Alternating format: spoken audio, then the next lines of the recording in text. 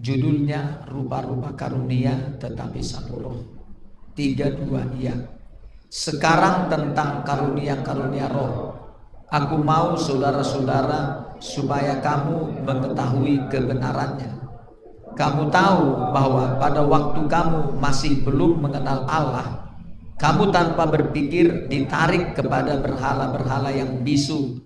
Karena itu aku mau meyakinkan kamu bahwa tidak ada seorang pun yang berkata-kata oleh Roh Allah dapat berkata terkutuklah Yesus, dan tidak ada seorang pun yang dapat mengaku Yesus adalah Tuhan selain oleh Roh Kudus. Puji Tuhan.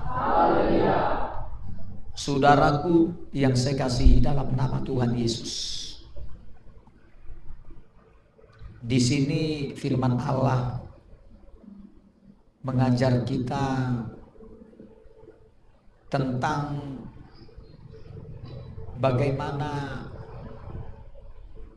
pribadi Roh Kudus bekerja di dalam kita,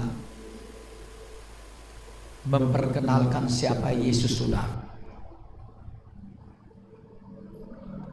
Dikatakan ayat ini, dulu kita sebelum mengenal Tuhan Yesus,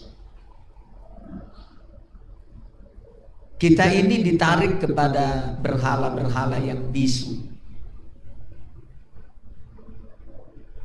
Ini saudaraku mengingatkan kita kalau kita ngobrol-ngobrol ya. Mungkin di keluarga kita masih ada, kalau di kampung ya.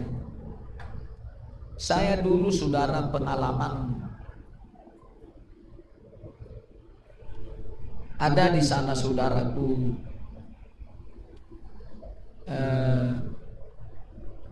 melakukan semacam sebuah ibadah, melakukan sebuah ritual.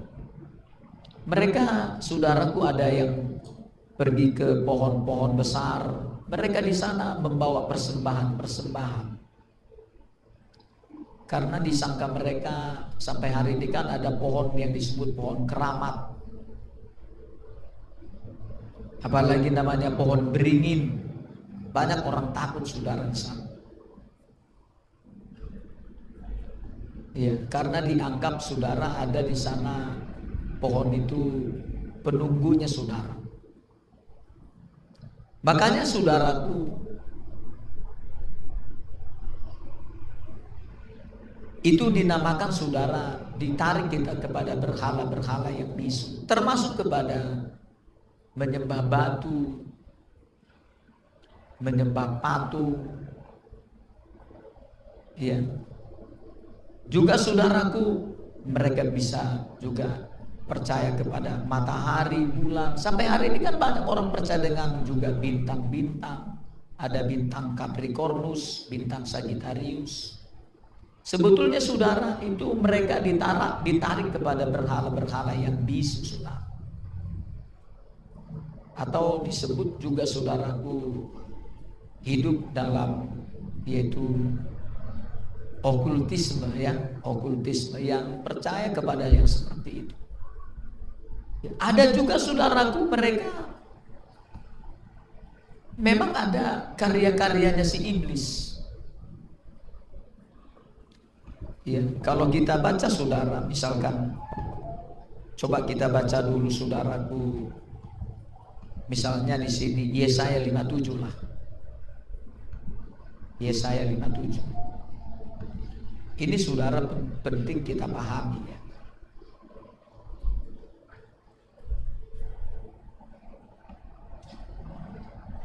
Yesaya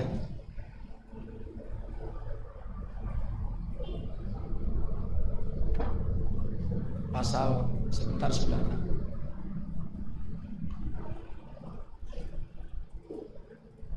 pasal 57 ayat 8. Ini saudaraku semacam ada juga di kita itu sampai hari ini ada ini saudara. Ayat 8 32 ya. Engkau telah menaruh lambang berhalamu di ambang pintu masuk rumahmu. Titik saudara, cukup. Terkadang saudara, kita lihat banyak saudaraku rumah makan, rumah yang kita kunjungi, termasuk orang Kristen, ada lambang berhala nanti di atas pintu rumahnya. Tujuannya saudara supaya itu menjagai rumahnya. Iya, ada seperti itu. Termasuk orang Kristen yang belum kenal siapa Tuhan, ditaruh itu. Ada saudaraku mereka menggunakan susuk, ditaruh di sini, atau dimakan, atau dia berupa baju kayak saya dulu saudara sebelum bertobat. Saya saudaraku, pertobatan saya itu latar belakangnya yang pertama, karena saya dulu saudara mempercayai ada yang seperti itu. Ada baju saya, baju kebesaran. Saya punya juga sabuk saudara.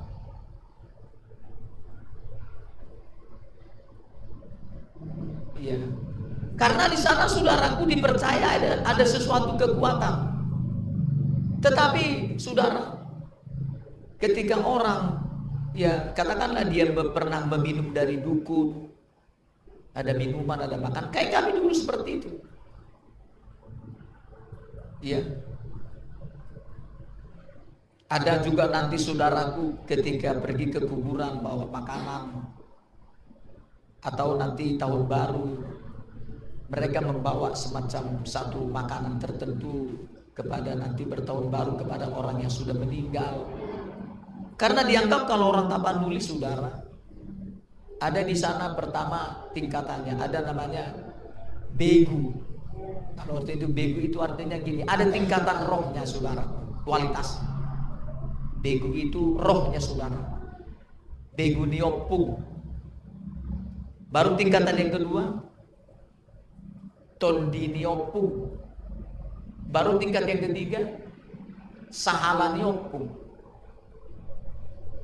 Ada saudara, kalau dilihat saudaraku tingkatan, mereka menganggap saudara bahwa roh-roh orang mati itu masih berkeliaran menjagai orang, misalnya keluarganya.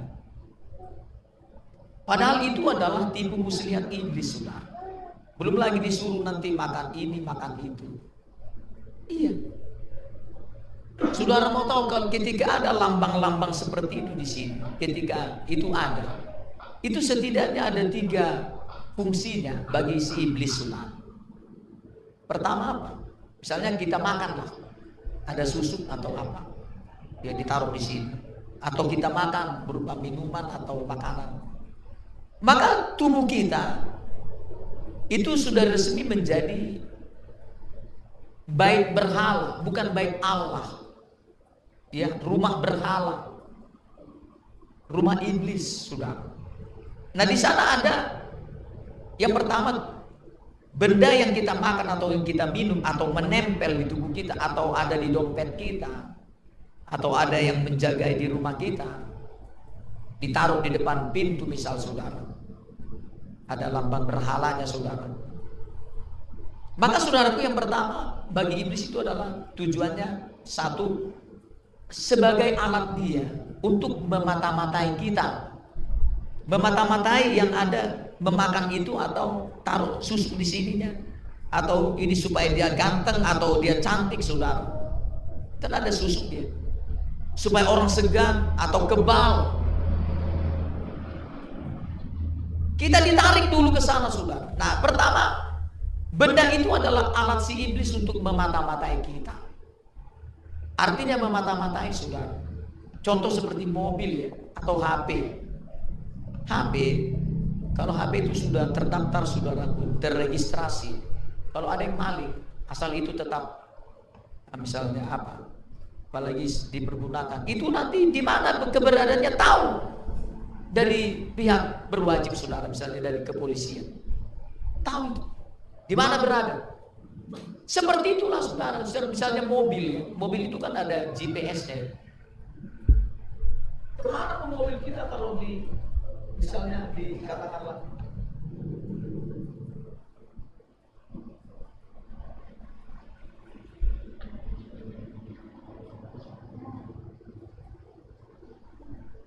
satu cek. Di mobil kita itu kan ada, atau motor itu GPS-nya sudah. Kemana nanti berangkat ini? Misalnya dimaling orang, jauh lah kalau dari kita dimaling-maling. Itu kalau ada GPS-nya, itu saudaraku kita bisa saudaraku melacaknya di mana. Nah itu saudaraku adalah alat si iblis memata-matai di mana kita berada. Jadi tahu dia keberadaan kita di mana dengan benda itu, saudara. Iya, sehingga dia tahu apa yang kita kerjakan. Kayak saya dulu, saudara, seperti itu. Makanya diikutinya kita di mana kita berada, mau di benua mana dia tahu, saudara. Karena ada GPS-nya si iblis dalam diri kita berupa benda-benda itu, yang baik yang kita nempel, yang kita ada di dompet kita, atau di rumah kita, atau kita makan ditaruh sebagai susuk dan lain-lain, saudara. Itu alat. Yang kedua, saudara, fungsinya adalah alat si iblis untuk menjadikan kita boneka mainan. Kita dipermain-mainkan, saudara. Iya, contoh dipermainkan. Nanti saudara, apa maunya si iblis untuk kita? Iya, dipermain-mainkan seperti remote begitu ya. Kita di remote seperti TV, di remote dipermainkan. Misalnya hari ini TV-nya acara silat, nanti keluarga di situ akan main silat, saudara. Ada yang nabok, ada yang nampar, main silat, saudara, di remote. Hari ini kita buat dulu mereka ada damai, dibuat seperti damai, seperti nggak ada masalah. Padahal itu dalam kendali si iblis. Hari ini kita buat dulu mereka seperti diberkati. Hari ini kita buat mereka sakit. Kita buat dulu mereka hari ini seperti kuat. Di remote, saudara. Di remote. Itu, saudara, salah satu gunanya bagi si iblis kalau kita ada atau keluarga kita, saudara, punya seperti itu kepada berhala-berhala. Di remote. Yang ketiga apa, saudara?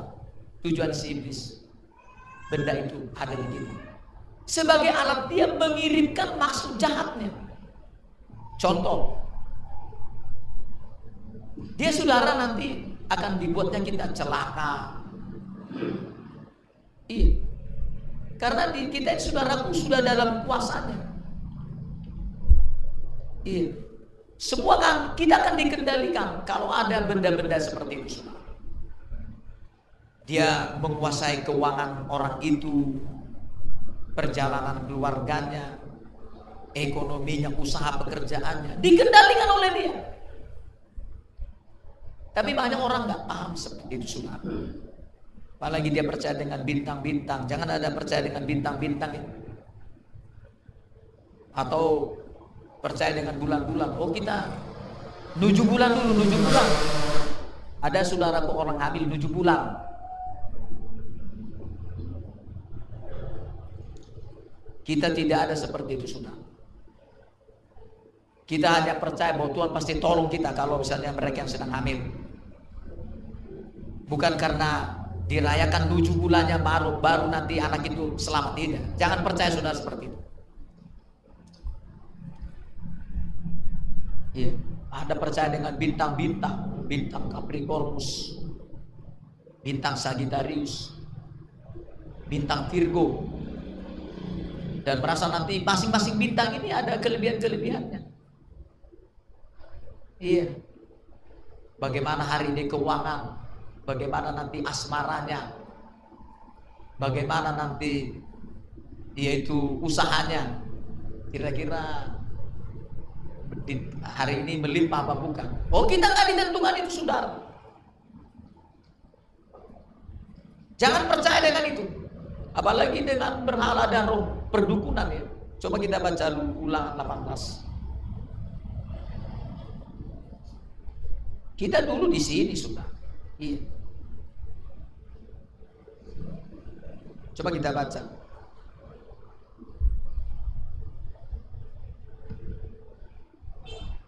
Ayat yang ke-9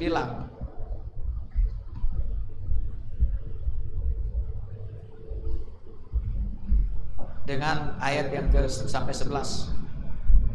Kita baca. Apabila engkau sudah masuk ke negeri yang diberikan kepadamu oleh Tuhan Allahmu, maka janganlah engkau belajar berlaku sesuai dengan kekejian yang dilakukan bangsa-bangsa itu.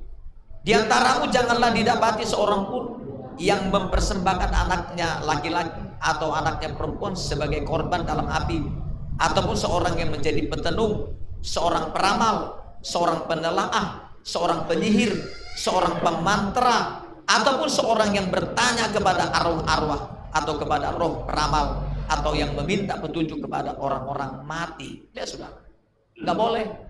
Itu kekejian bagi bangsa-bangsa yang tidak kenal Tuhan, saudara. Kata ayat ini. Makanya kalau ada keluarga kita dia tukang tenung, suka ngeramal, apalagi surat tangan. Mana coba lihat tanganmu dulu. Oh, kau ini agak pelit. Oh, kau boros ini, boros. Kalau nanti arahnya ke sini, oh, kau akan jadi orang besar.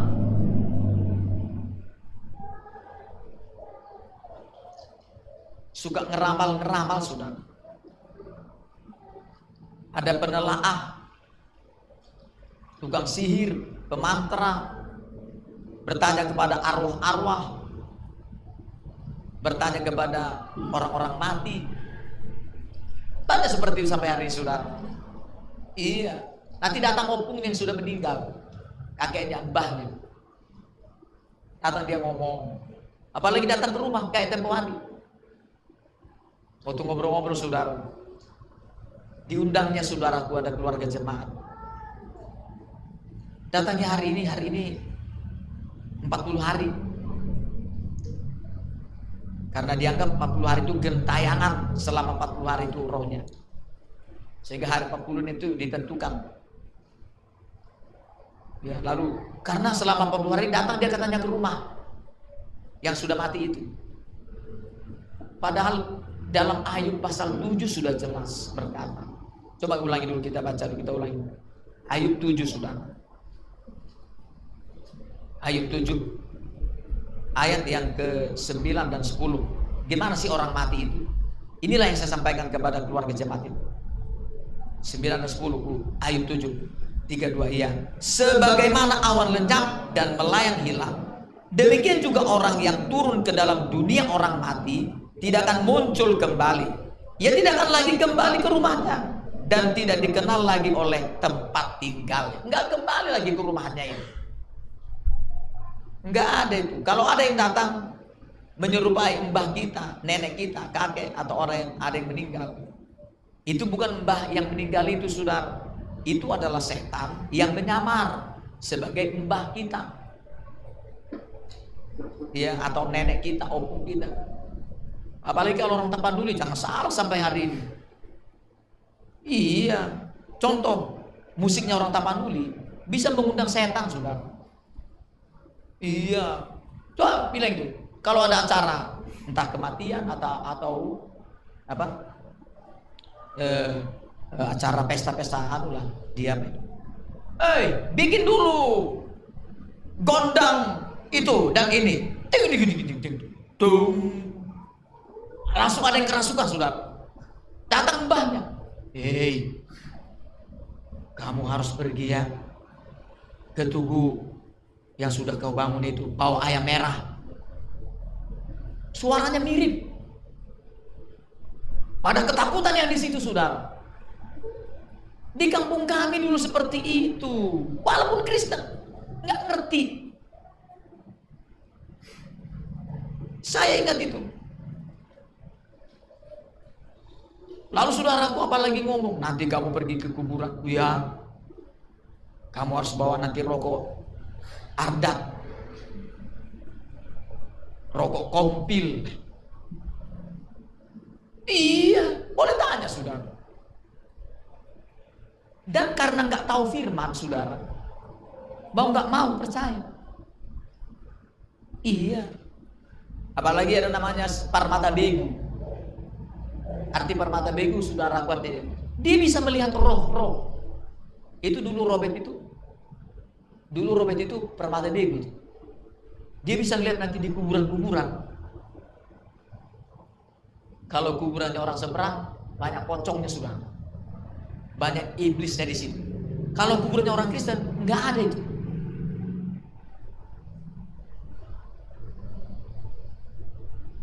Dilihat kan?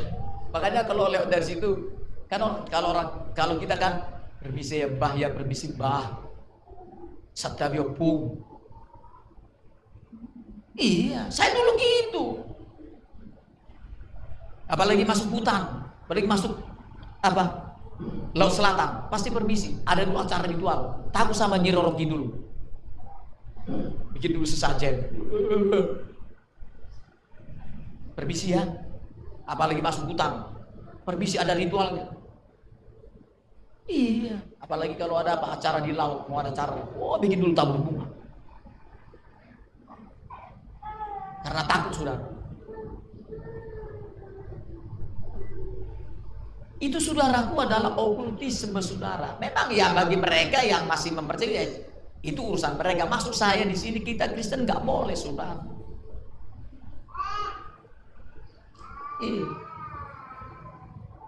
Nggak boleh seperti itu. Apalagi, saudara, ada penglaris. Nanti bikin di warungmu ya di sana. Penglaris, laris nanti warungnya.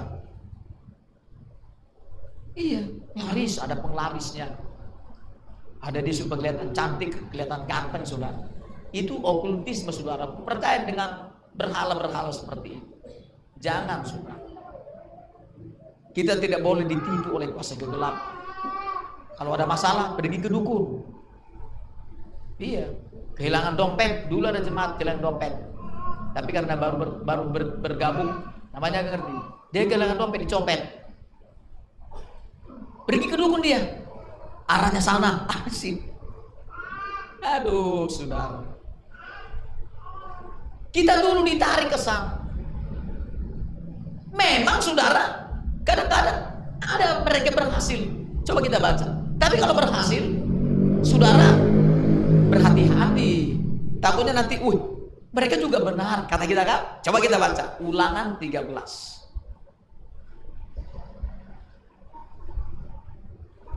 Ayat 1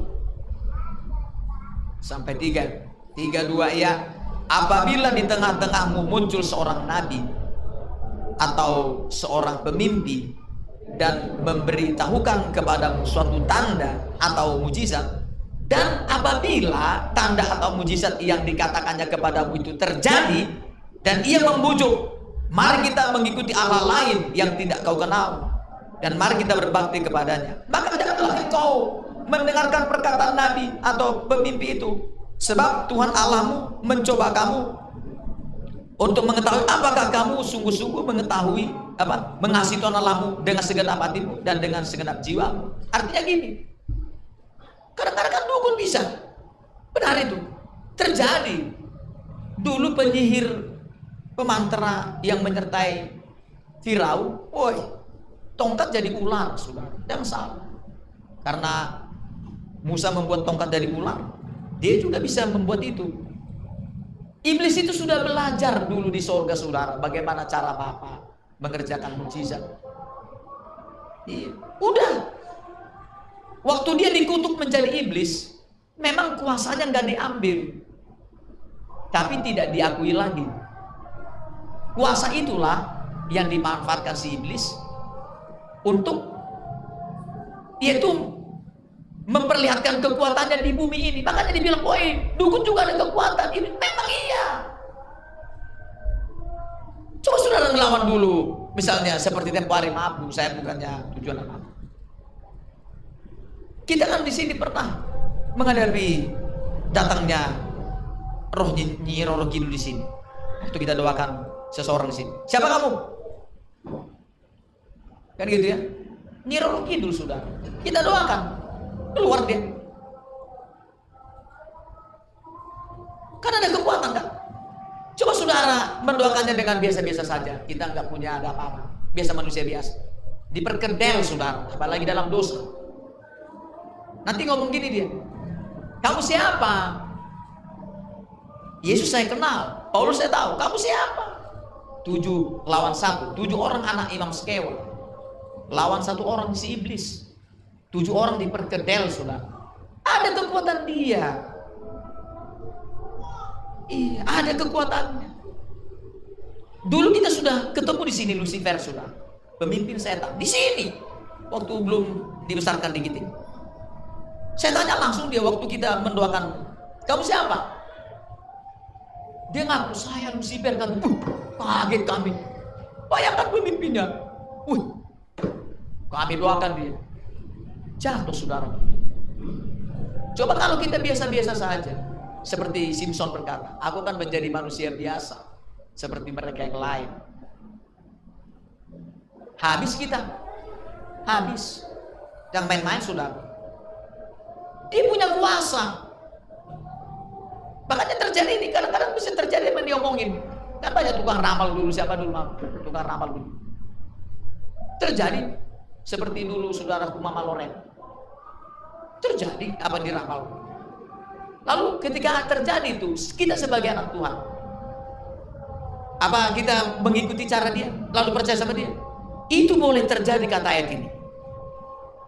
Tapi kalau dia, saudaraku, membujuk kata ayat ini untuk lebih lagi mempercayai seperti itu dan mengikuti Allah lain, kata ayat ini jangan, karena saat itu engkau sedang diuji, dicoba oleh Tuhan. Betul gak kamu masih berpegang kepada firmanku atau disebut mengasihi aku? Bisa terjadi saudara, jangan salah. Makanya dulu salah satu yang membuat Firaun itu belum mau melepaskan orang Israel, ya karena itu dilihatnya, oh sama kuasanya. Untung saja terbatas kuasanya si iblis sudah, tapi kuasanya itu di atas kekuatan manusia. Kuasa iblis itu di atas kekuatan manusia. Tetapi tidak ada apa-apanya dengan kuasa Roh Kudus. Buktinya cuma 3 yang bisa disamai oleh si iblis. Tukang sihir kepada Musa kan, pertama tongkat jadi ulang. Mereka juga bisa. Yang kedua, air menjadi darah. Setan hari itu tukang sihir bisa dibuatnya air jadi darah. Yang ketiga, apa yang ketiga itu sudah? Katak bermunculan. Dia juga bisa membuat katak bermunculan kan? Ya kan? Iya, bisa. Oh, dia bisa munculkan apa? Tapi bukan menciptakan. Dia bisa mendatangkan kata-kata. Setelah tulah yang selanjutnya, tulah nyamuk, tulah pikat, tulah penyakit sampar, tulah belalang, tulah gelap gulita. Ketika Musa memperlihatkan kuasa Roh Kudus sampai ini ya, iblis nggak bisa mengikuti. Terbatas setan itu saudara, kuasanya. Roh Kudus itu nggak terbatas, kata kita Yohanes 3 ayat 34 dan 35. Nggak terbatas kuasa Roh Kudus. Makanya disitulah kita perlu penuh Roh Kudus. Kuasanya nggak terbatas. Mau ketemu siapa saudara nggak perlu takut. Artinya di situ bukan menyombongkan diri. Artinya kalau ada yang misalnya mengganggu, dalam artinya roh jahat begitu, ada guna-guna misalnya. Karena saudaraku coba bilangan 23. Misalnya ada guna-guna.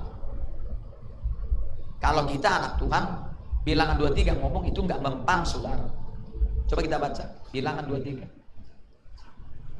ayat 22-23.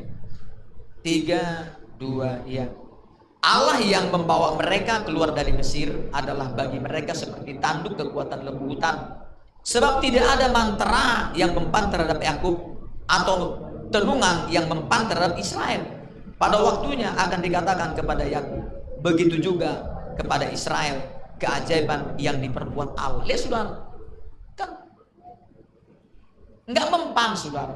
Kalau sekarang ini banyak orang masih berangkat ke sana. Kalau orang Tapanuli ngomong baru buat hutang, orang Tapanuli ngomong pergi. Iya, memang mereka juga ada kuasa. Tapi kalau orang percaya jangan ikut-ikutan seperti itu ya, seperti kita ini. Kita ini saudaraku ada Roh Kudus. Tidak terbatas kuasanya. Setan itu terbatas. Setan itu terbatas. Maka jangan main-main Roh Kudus dalam dirimu, saudara. Iya, tidak terbatas kuasa itu. Kita yang membatasi kuasa. Dengan apa? Dengan dosa. Kita menyumbat aliran kuasa itu dengan dosa. Sehingga Roh Kudus menjadi berduka, saudara. Ketika kita berdosa, hidup dalam kedagingan, kuasa itu tidak akan bisa mengalir, saudara. Kuasa Roh Kudus bekerja saat melayani itu setidaknya dua persyaratannya. Pertama apa? Kita beriman. Yang kedua, kudus. Sudah. Ketika kita action, turun tangan. Tapi saudara kalau nggak kudus, penuh Roh Kudus, kuasa itu nggak bekerja. Nggak bekerja. Makanya saudara perlu menjaga hidup kita supaya kudus. Yang kedua tadi beriman. Kalau kita nggak beriman, Tuhan akan ngomong, di mana imanmu? Makanya beriman itu penting, dibangun terus kita. Bagaimana? Dengan datang beribadah begini, iman kita ditambah. Ketika baca Alkitab, iman kita bertambah, saudara. Begitu. Tapi kalau saudara nggak baca Alkitab, nggak kudus, pas action, bisa ditertawakan kita, saudara. Tapi mempersiapkan kita terjun ke lapangan setidaknya ada 4. Pertama apa? Sikap hati harus benar. Arti sikap hati begini, kita mau melayani apa? Wah, supaya misalnya sikap hati, tujuan kita, motivasi kita supaya kita dibilang orang hebat, sehingga turun ke lapangan. Tuhan melihat hati saudaraku, motivasinya. Dalam Mazmur 66 berkata, sedikit saja ada niat jahat di hatimu, aku tidak mau dengar. Tuhan ngomong begitu, saudara. Motivasi kita harus benar, sikap hati harus benar. Ya, hati kita ini, bagaimana hati kita harus bersih, bisa dipercaya. Itu saudara. Sikapnya kedua, kudus. Ini tetapi kudus, bukan hanya di lapangan kudus. Kita mempersiapkan diri kita kudus. Ya, kudus. Kan kekudusan itu ada 3 tingkatan ya. Pertama apa? Seperti pelataran. Kita ada di pelataran, baru masuk ke ruang kudus, baru masuk maha kudus. Ada tingkatan kekudusan, saudara.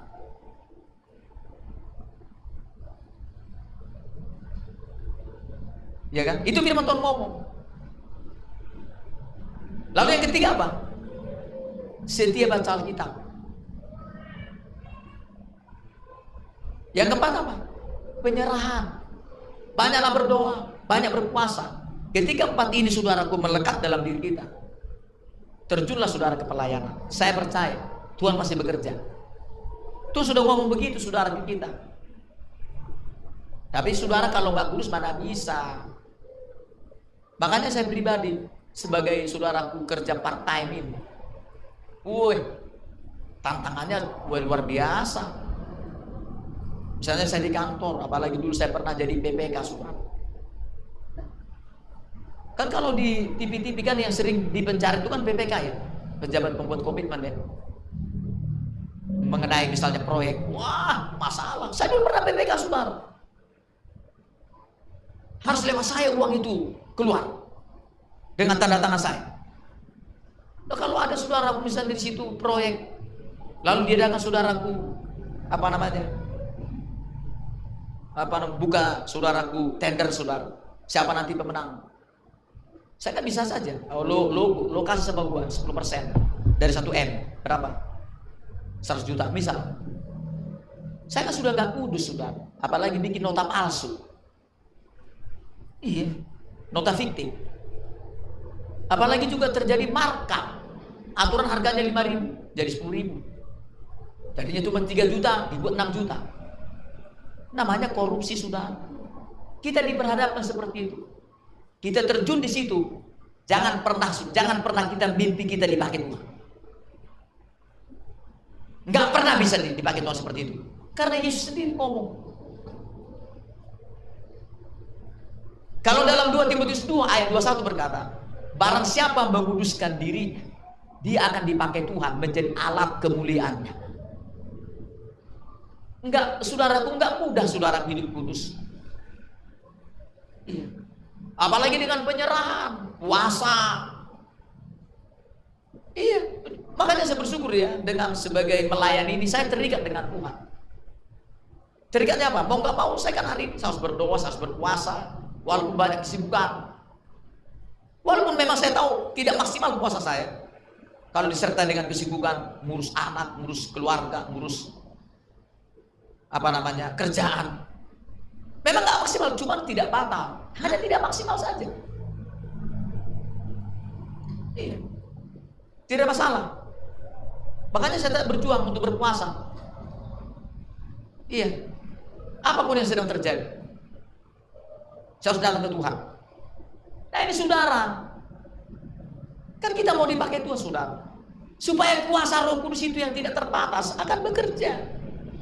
Saya kemarin saya kan dapat di salam ya, maaf ini saya taruh saya posting saudara itu di status saya. Ada di mereka baru keluarga baru. Kemarin mereka datang saudaraku hampir semua. Wih, tepuk tangannya udah enak lah, penuh saudara bangku itu. Ya paling mungkin 1 atau 2 bangku yang nggak keisi. Senang betul saya. Dulu kami terima itu hanya tinggal 7 orang, 8 orang sudah. Sekarang kita sudah ada 40-an orang. Kan apa nggak dahsyat Tuhan itu yang mengerjakan. Lalu saudara, dia ngasih tahu ke saya, Pak, ini istri saya sakit kista, padahal dia sedang hamil. Bagaimana nih Pak? Jangan takut, percaya saja. Ayo, lalu kita bikin altar call saudara. Kita doakan. Lalu saudaraku pas kemarin datang dia, saya nggak tahu saudaraku. Waktu kan saya kan nggak langsung saya dikasih saya misalnya amplop gitu ya. Saya nggak langsung buka kan, saya kantongi saja. Saya baru dipanggil, artinya Pak sebentar Pak, ada Pak. Woi puji Tuhan Pak, setelah didoakan ini istri saya, kistanya langsung kami cek Pak ke dokter, hilang Pak, sembuh. Wih, saya buka di rumah lah kan, saya kan di rumah lah sampai itu saya buka, ada tulisan ini. Saya bersyukur kepada Tuhan oleh karena didoakan Pak Pendeta dan dioleskan pakai minyak doa, penyakit kista saya sudah sembuh, sudah hilang. Siapa yang mengerjakan itu? Kuasa Roh Kudus, bukan saya. Tapi kuasa itu bekerja sama siapa? Sama orang yang belajar berjuang hidup kudus. Kan begitu ya. Makanya saudara punya memang 4 bagian ini. Iya, memangnya bisa datang jiwa-jiwa. Karena apa? Karena daya tarik saya. Siapa saya? Saudara, inilah saya. Apa saya punya daya tarik? Enggak ada daya tarik saya. Apa Tuhan mau pakai daya tarik saya? Katakanlah saya ganteng gitu. Apa Tuhan pakai saya ganteng saya? Memenangkan jiwa? Enggak ada hubungannya saudara, enggak ada relasinya. Atau saya punya karisma. Wih, Bapak itu kalau bicara punya karisma Budio. Ada di sana Mbak Karisma Huta Barat.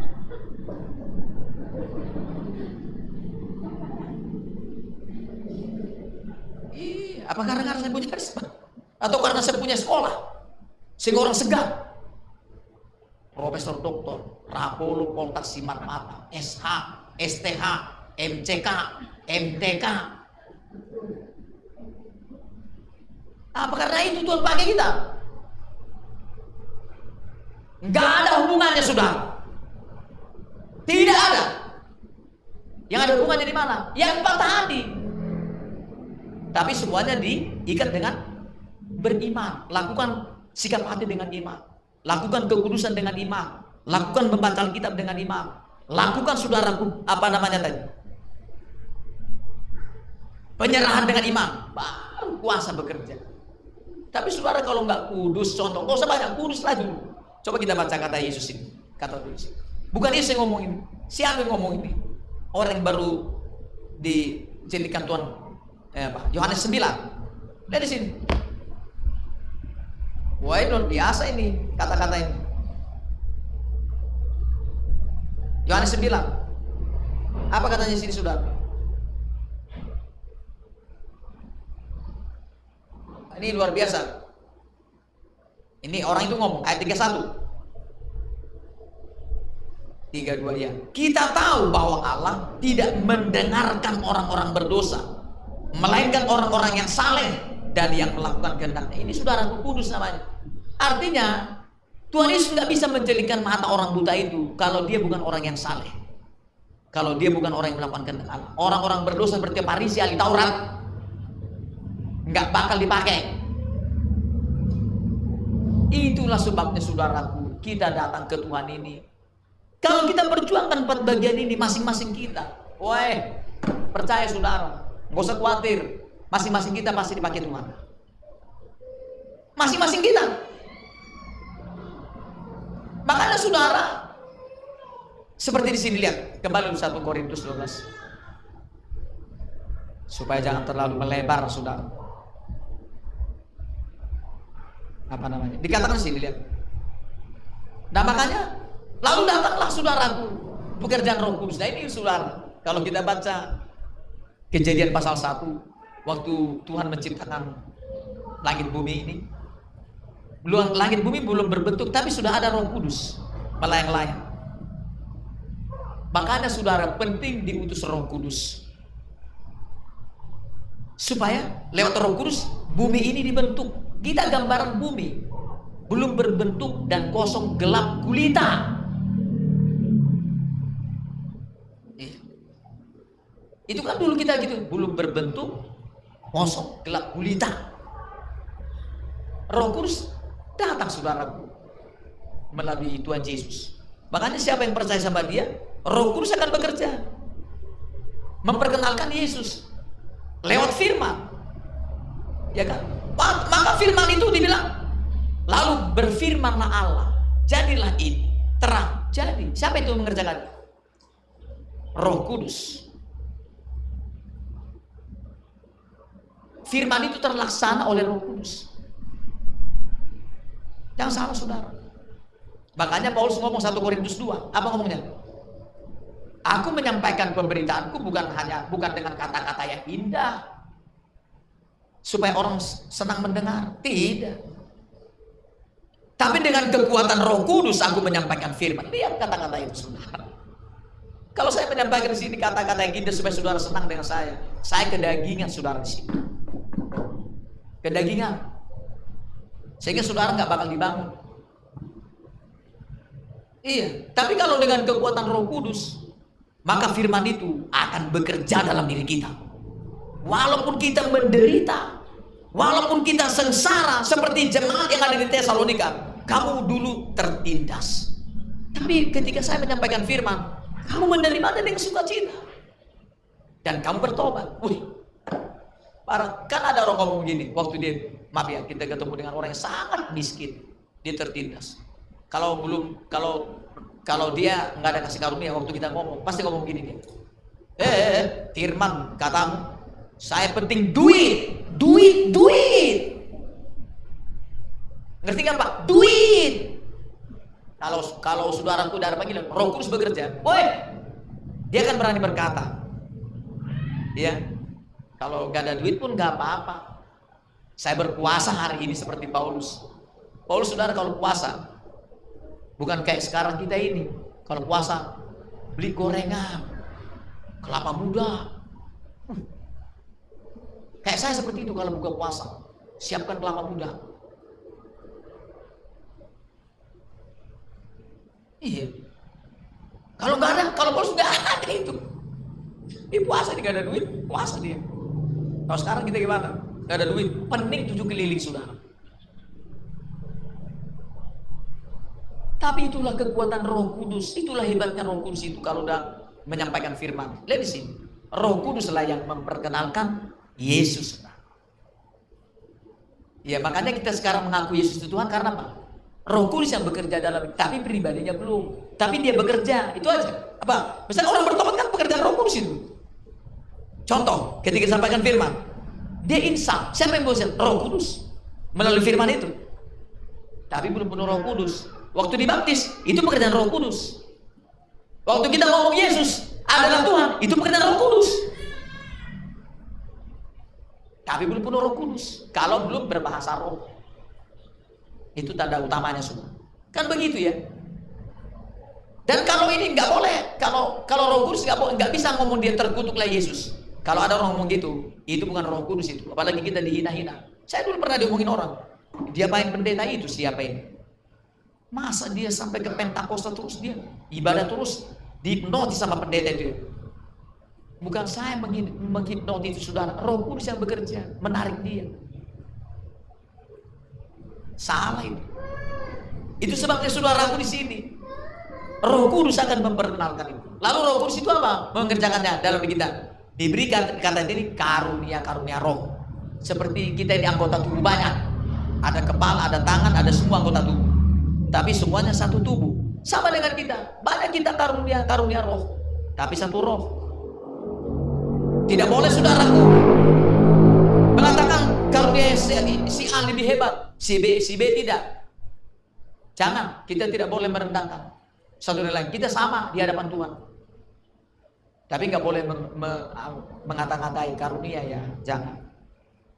Kalau ada di antara kita misalnya, katakanlah saya ada karunia misalnya, lalu saya sedikit ada salah, saudara jangan mengkambing hitamkan karunia itu ya.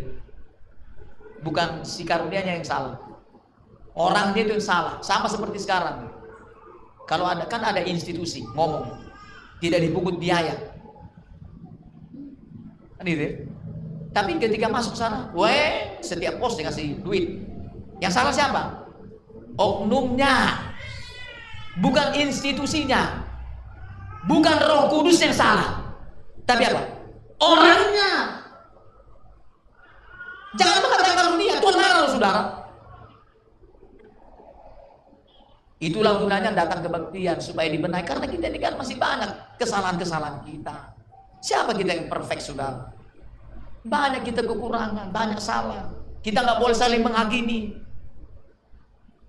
Saya bilang kemarin di Batu Raja, kalau ada saudara salah, tegur dia.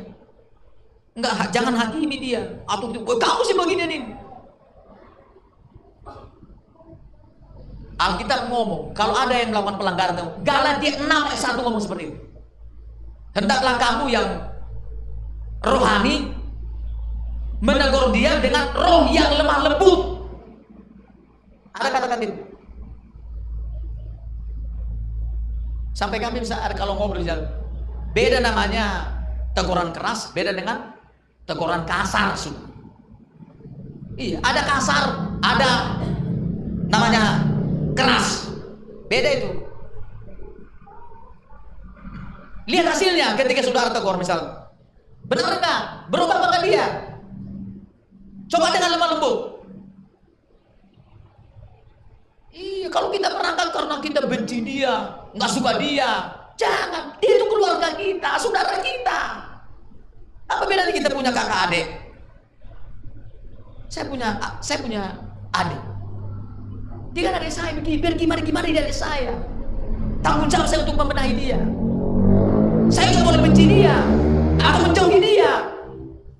Kita di keluarga Tuhan, saudara, kakak beradik yang kita di sini bersaudara. Lebih dari saudara kandung. Nggak boleh saling membenci. Nggak boleh, oh saya lebih benar dari ini. Nggak bisa itu. Di situ saudara nggak kudus itu namanya. Coba kalau ngomong seperti adik kita. Oh kamu tadi nggak kebaktian sih Mang.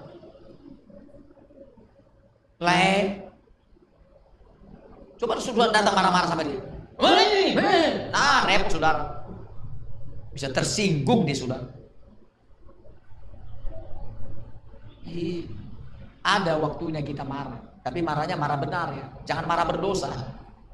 Ada orang marah berdosa sudah, tapi jangan marah terus seperti dalam Ulangan, dalam Matius pasal 29 apa? Yesaya 29. Kalau kamu ngaduin jintan, jangan kamu pukul terus, ratakan dulu. Artinya khotbah kita jangan pukul terus. Coba saudara pukul dulu, marah-marah setiap hari orang, pening dia. Iya, khotbah marah terus. Iya, nggak bisa begitu. Mesti dulu bagaimana selanjutnya. Kan begitu ya. Kita ini bersaudara, saudara. Apalagi kalau dia nanti gelunjak dia. Waduh, orang lain baik dia itu. Dia bukan orang lain, saudara. Tuhan Yesus ngomong itu celaka sama siapa? Orang Farisi.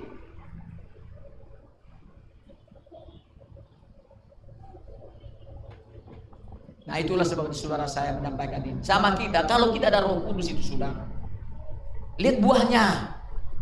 Kan Mas saya bilang kan, ada buahnya kan kalau kita berRoh Kudus. Roh Kudus itu ada karunia-karunia roh. Selain tadi berbahasa roh, ada karunia roh. Ketiga, ada buahnya. Berbuah enggak? Yang paling penting di situ, saudara. Sebab itu malam ini kita diajari oleh Tuhan supaya Roh Kudus yang ada pada kita bekerja di medan pelayanan.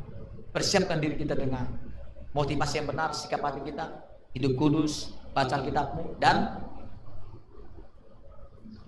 penyerahan. Lalu kalau di lapangan, pastikan diri kita kudus dan beriman. Action lah di situ, berdoa. Kalau betul-betul saudara orang itu mau menerima Yesus, akan terjadi mujizat. Percaya saudara? Percaya. Sebab itu hari ini berjuang hidup kudus, motivasi kita benar, dan Roh Kudus yang sudah diam dalam diri kita. Jangan kita sumbat dengan kedagingan, dengan dosa kita.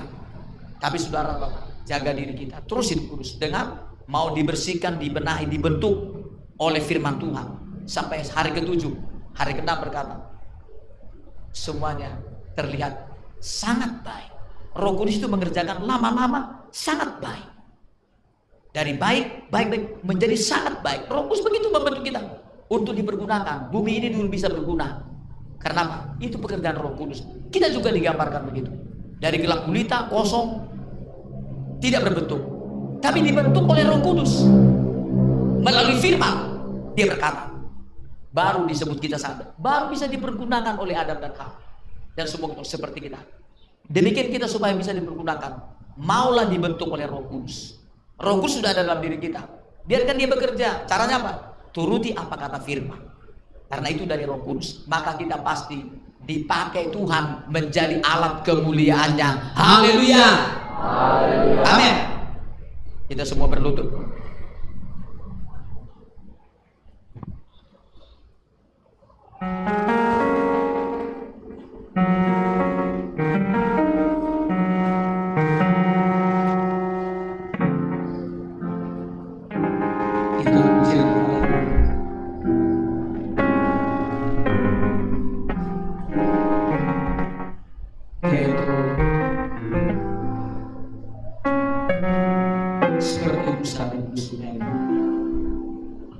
Saudara, sungai itu digambarkan dalam kitab Yeskel 47.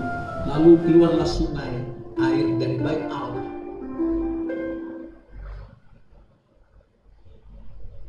Luar biasa sungai itu, saudara, membuat tumbuh banyak pohon-pohon, banyak ikan. Ya, banyak di sana ada kehidupan, makanya disebut air kehidupan. Roh Kudus itu seperti Musa di musim.